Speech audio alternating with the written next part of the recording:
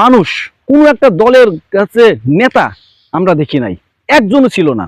না জামাত ইসলাম, না বিএনপি, না এনসিপি, কোনো কেউ ছিল না। কোথায় গেল? কোথায় গেল বিএনপির এত বড় বড় নেতা, যারা আছে জেলের ভিতরে পোস্ত হয়েছে, যারা দেশের বাইরে থাকতে হয়েছে এই স্বৈরাচারী সরকারের জন্য?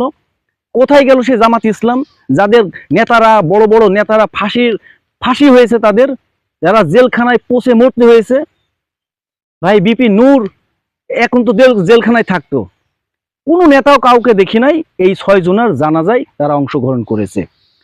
আজকে আজকে দেশের যারা আছে, প্রধান উপদেষ্টা আছে, যে প্রধান উপদেষ্টা ইউনূস, এও তো দেশে আসতে পারতো না। ইউনূসও দেশে আসতে পারতো না যদি হাসিনার পতন না হতো। এই 6 জনের জন্যই হয়েছে। এ তো সেই 6 জন যে 1400-র ভিতরে এও 6 জন, এদের কোনো কেউ নাই পৃথিবীতে। আজ উপদেষ্টারা বড় বড় কথা বলে, সেই সব উপদেষ্টারা সেই 6 জনের কোনো খোঁজ খবর